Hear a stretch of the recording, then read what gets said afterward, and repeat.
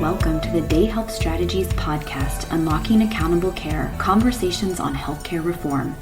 This podcast features experts in the field talking about the most salient issues in healthcare reform.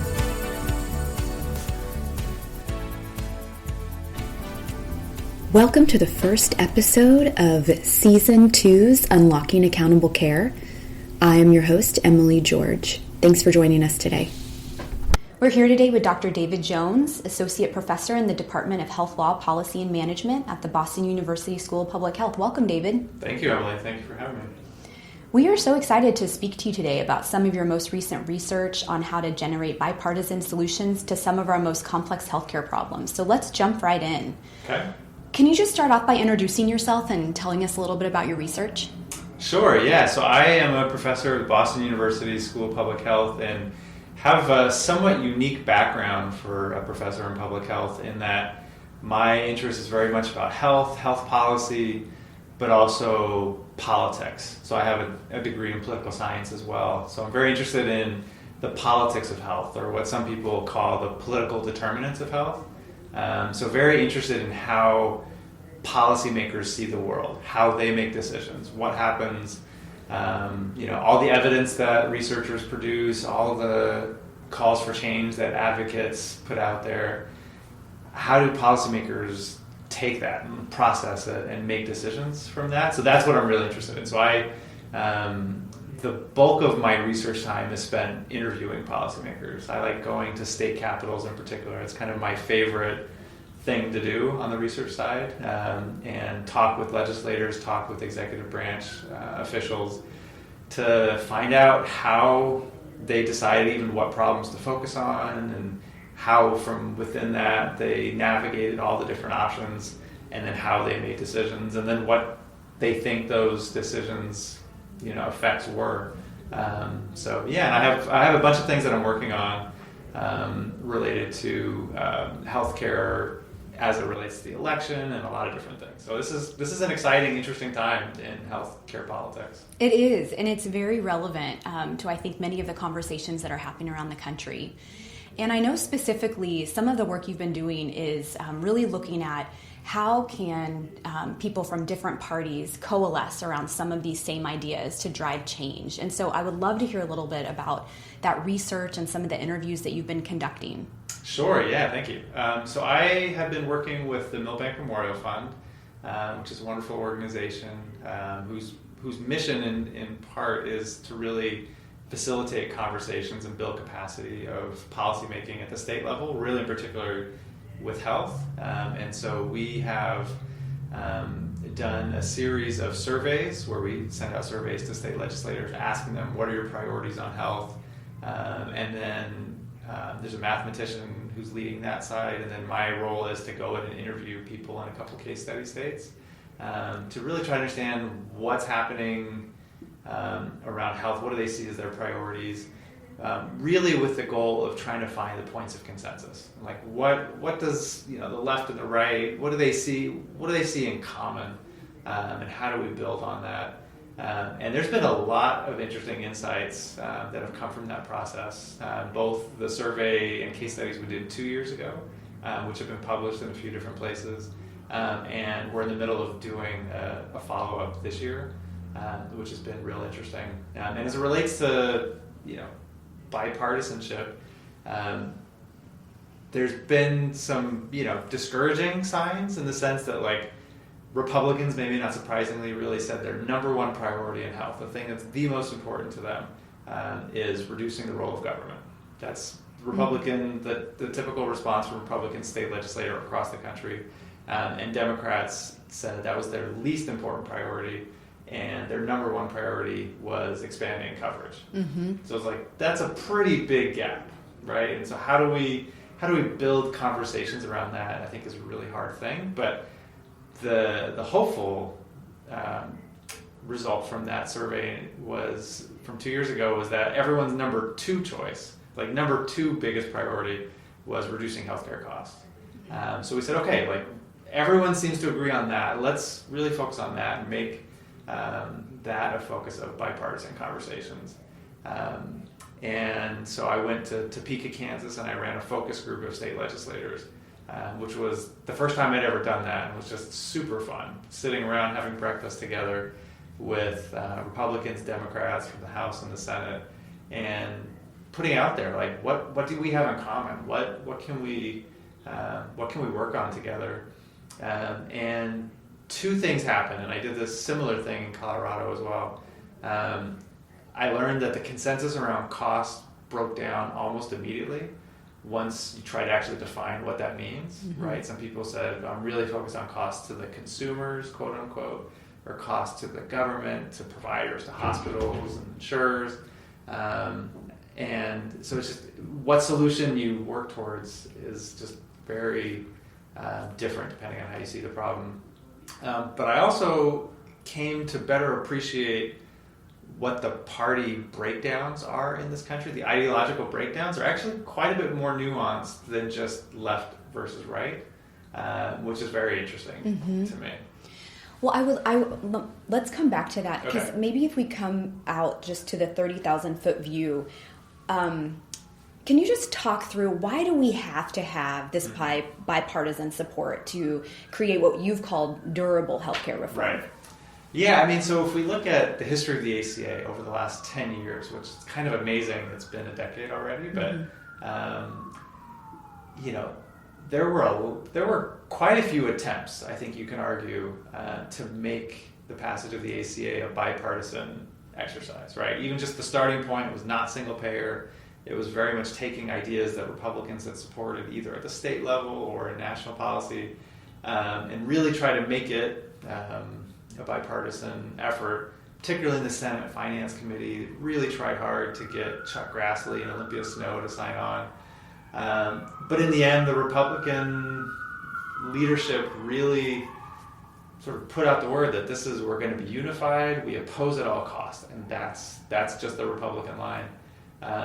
And that just set the tone for everything to do with implementation going forward.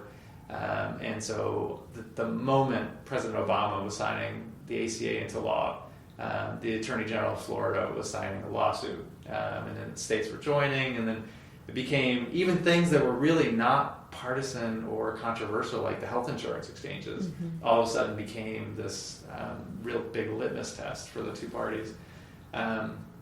And so it became very hard to implement the ACA, which led to the Medicaid expansion being optional, and now the individual mandate effectively being zeroed out, and such that what effect the ACA has had really depends on what state you live in, right? If you live in a state that's implemented it well and really been proactive about signing people up, then the ACA has done a lot.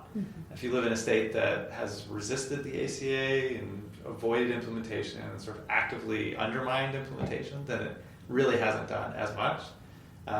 And there's still major question marks about whether the ACA is going to survive pending lawsuits. President Trump still says he has a plan for getting rid of the ACA and replacing it, right? And so it's still kind of lingering out there, this possibility that it's not going to be durable. It's still not going to last. And all of that would have been just so much easier if the ACA had been bipartisan. So I think going forward, it's so much. I think it can be really important to have that bipartisan buy-in. However, I don't think anyone's going to do that. I don't think anything anybody's proposing really could be bipartisan in a way, like at the big picture level. And so it's kind of unrealistic. So you have the split on the left now, where the Elizabeth Warrens and the Bernie Sanders are saying, like, forget bipartisanship. Like, they're going to fight us no matter what we do. Let's go all in on Medicare for all, and let's solve the big problems. Let's stop doing the incremental piecemeal things. And then sort of the more moderate wing of the party is saying that's never going to happen. The only path forward is incremental, and and Republicans are going to fight us on that anyway. And there's instances throughout history which are interesting potentially provide interesting lessons, right? Where the creation of Medicare and Medicaid in 1965, I don't think was particularly bipartisan in some ways. It was just Lyndon Johnson had huge majorities in Congress, right? I think they had something like 68 senators and like 100-something majority in the House. So they could kind of pass whatever they wanted as long as they could unify the Southern Democrats with the liberal Democrats. And Medicare Part D was extremely partisan, 2003, I think. And really some pretty intense maneuvering to just barely squeak that through the House by like one vote or something like that. And those three programs have turned out to be pretty durable. And so, I'm disagreeing with myself a little bit here to say, like, I think it's really, in this day and age, it's really important to try to find something that's bipartisan and has consensus, because it's going to be fought in court. It's going to be fought at the state level. But if you can get a large enough majority in Congress, and if you can get enough unity within your party, then you have a shot at getting something through. But I don't think either party is going to have anywhere near a large enough majority in Congress in 2021 to do anything on health, nor will they have nearly enough unity to do anything. So, all that is a long way of saying, I think ultimately, when we're thinking about the future of health reform, we have to think about what's happening at the states, because that's where it's going to happen. So going back to some of the findings that you found when you were doing these interviews among states and specifically in Topeka, what were some of those nuances that you found that you were getting to earlier? Yeah, so we found in particular the Republican Party in a lot of states is split. Like, in some ways, there's really three parties in this country right now. Democrats are sort of unified or willing to unify around an idea. I mean, there's a bit of a split that I highlighted a minute ago between the sort of more liberal Medicare for all side of the party versus the more incremental side of the party. But generally, they would, at the end of the day, I think, come together on something. Whereas in the Republican side, this time when we've been doing the survey, we've tried to get at some of these nuances a little bit. We found that actually half the Republicans put reducing the role of government as their number one priority, and half the Republicans who responded put it as a much lower priority. And so when I've gone out and done interviews, I was in Denver a few weeks ago, I was in Burlington and Montpelier, Vermont a few weeks ago, which didn't really help sort of get into the Republican dynamics across the country, but going to Michigan next week and South Carolina in a couple weeks. What I'm hearing is that Republicans in rural parts of these states, so the like eastern plains of Colorado, are seeing such major problems in terms of the financial viability of their hospitals that they are willing to take any solution, even if it's government-centered, even if it's Medicaid expansion. In Kansas, as an example, I definitely heard that Republicans in rural areas just pleading for Medicaid expansion. And they got very close in Kansas to doing Medicaid expansion because they saw that as a way to keep the hospitals open. And then on the other side is more suburban, what we might associate with the Tea Party a little bit, type Republican who's very much framing everything in terms of liberty, freedom, values, small government. And so, in Kansas, the kind of Republican on that side looked at hospital closures and really blamed the hospitals and said they're just not running these hospitals efficiently. It's their fault. Which, I think there's a case to be made in a lot of directions, but I think just it's clear that it's just the financial model of running a rural hospital in a rural community. It's really hard. And so it's hard to blame the executives for that. So just all that to say that I think I see there's really three main parties in this country. And so to circle back to your earlier question about bipartisanship and durability of health reform, I think at the state level in particular, really depends on the state. But if you can get sort of a de facto coalition of Democrats and the moderate Republicans to get on board with something, then you probably have something that's durable. Mm-hmm. And I mean so it's not full like unity of everybody bipartisanship, but there's I think a bit more common ground there than people realize. Mm-hmm. It's interesting because one of the big findings that you found in some of your research had to do with access, and that most of the people in the various parties could agree that increasing access was extremely important. And I'm just curious, could you talk a little bit about the variation across states and how access impacts the equity that we're seeing of the people being served? I would love to hear your thoughts on some of that. Yeah, great question. So when I was in Topeka doing this focus group, my starting point was to say, okay, so here are the survey results. We heard that Democrats really cared about access, Republicans ranked it as a lower priority. And then I went on to ask questions, and a couple of the Republicans in the room interrupted me and they said, hold on, no, wait, we really care about access. Like, that's a major priority for us. And then they circle back to this point I was making about rural hospital closures. And so they were really thinking in those terms. So that's one side. The other side is that the nature of our government is that it's really hard to do anything at the federal level. And so one of the sort of release valves on this political pressure that builds up is to use federalism.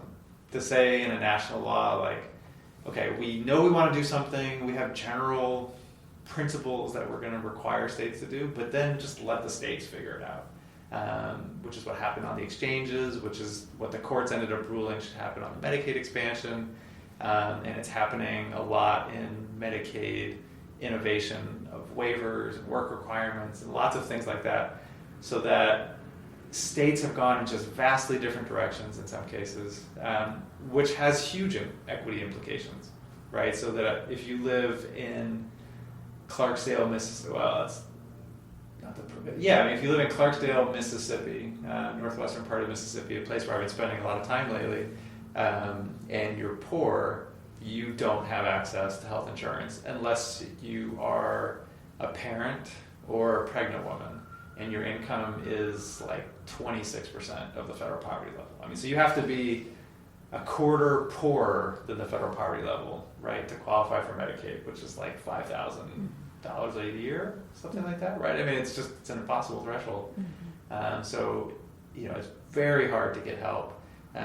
Whereas if you live across the border in Helena, Arkansas, or if you live, in Kentucky or somewhere else, then you qualify for Medicaid up to 138% of the federal poverty level because of the state implementing the ACA Medicaid expansion.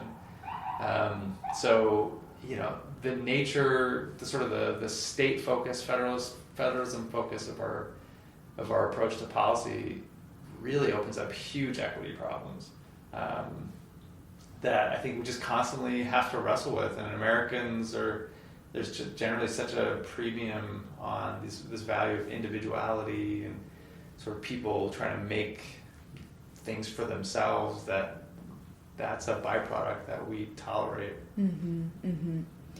So you mentioned that you've been spending some time in Mississippi. Can you tell us a little bit more about the work that you've been doing there and what you're looking at? Yeah, sure. So a few years ago, this is a shameless plug now, a few years ago I wrote a book called Exchange Politics, which was really about how states decided whether to do a state-based exchange or a federal exchange. And I interviewed about 200 people at the state level from across the country, as well as some White House people. And when that was wrapping up, I was really starting to think, like, okay, what's the next major project I'm going to work on? And I was looking ahead to thinking, okay, the ACA is kind of settled now. Like, it's old news. It's not going to really be publishable. It's going to be hard to find funders who are willing to fund research on this. And so I was trying to think about what the next big directions are. And one of the questions that I had in my mind constantly was whether the Deep South would ever expand Medicaid. Mm-hmm. Right? So if you look at any map of the states that have expanded Medicaid, it's just this glaring gap in the Deep South.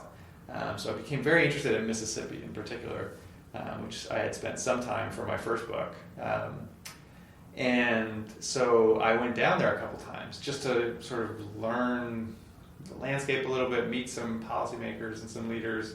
And then pretty quickly the question evolved in my mind from not will Mississippi ever expand Medicaid, but would it matter if Mississippi expanded Medicaid, right? Because the healthcare safety net is just so fragile there that it's just so hard to get healthcare services that having an insurance card really wouldn't change your life. And so the idea evolved to writing a book about health equity in the Mississippi Delta, which is arguably the least healthy place in the country.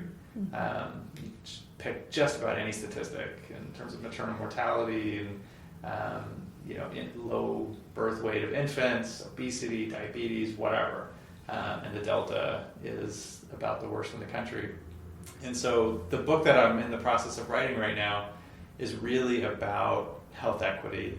And it's about all the things that work together to produce health, which often get called the social determinants of health. And thinking about this question of whether health is an individual person's responsibility or whether it's a societal responsibility, and how those two things interact, right? Like, what can the person do themselves, right? They can go to the doctor, they can eat well, and they can exercise. But then trying to put those three things in a context of how do you go to the doctor if you live in a community where there are no doctors, right? Issaquah County, Mississippi, there's not a single primary care provider, and something like 16% of households don't have a car, right? So you have to drive 45 minutes to an hour to Vicksburg or Jackson or Greenville, and that's a huge barrier. So if you have chronic disease and you have to make that trip regularly, it's very hard. And then let alone, how do you eat well if there's not a single grocery store in your town, or how do you walk if there's not sidewalks, and the murder rates are really high in these communities. Anyway, so really spending a lot of time doing focus groups and interviews with people in Mississippi to really understand what life is like there. And I have a book that's hopefully going to be coming out next year about this, which is really ultimately going to make the argument not that, like, wow, look how bad things are in Mississippi and in the Delta, but really making the argument that this is actually what all of America looks like. It's just on the surface in a different way in the Delta, so we can really see the interaction of race and poverty just a little bit more clearly than you can elsewhere. But when I come home and I'm walking home through some neighborhoods of Boston, or I go to just about any city in America, right, or any community in America has huge equity issues, and all these same dynamics of access to healthy foods and safe places to walk and access to providers are at play here. So that's what I'm working on these days and thinking a lot about. Wow, it's all so fascinating, everything that you've shared. And we've discussed some very important things that are impacting the health of the nation, such as equity, access, social determinants of health. And so I'm curious, where do we go from here? What's next? Yeah, super interesting question to me. Because I'm such a nerd for health politics and health reform, and I've been following the election really closely. And so on the one hand, I really enjoyed seeing health be such a focus of the debates and the presidential platforms and so forth. But on the other hand, it's actually been really frustrating and dissonant to hear what's getting debated on, the national level presidential campaign, and then to think about the people that I've been meeting in Mississippi, right, and sort of the daily realities of people's lives. And I think there's a disconnect. And so, where do we go from here? If I I would love to see the health reform debate shift from being about health care exclusively to really being about health, right? Like, how do we make health the goal? And I think, some evidence from my interviews would support this, that if we could shift the conversation from health care reform, health insurance reform, to health reform, population health reform, then some of the ideological barriers break down a little bit.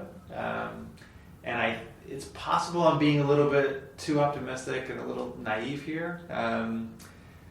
Because there's some risks that come with changing the narrative a little bit in terms of some people who don't support policies that would actually help the social determinants of health, but then use the social determinants of health language to support work requirements or things like that. Like, I think that it's risky and tricky to sort of go in that direction.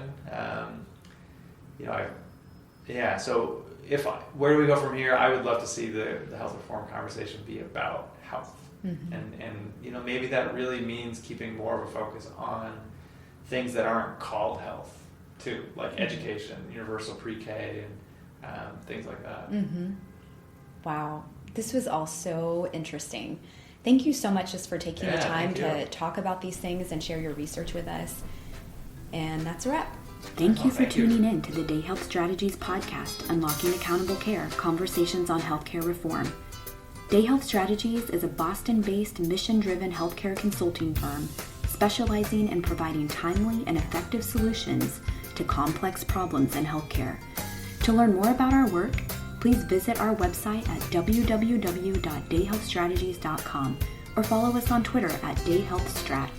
Just a reminder, the views and opinions expressed in this podcast are those of the guests and do not necessarily reflect the official policies or positions of Day Health Strategies. Unlocking Accountable Care is a production of Day Health Strategies. Our producer and host is Emily George. Editing is done by Kate Godton. Special thanks to Purple Planet for the use of their songs.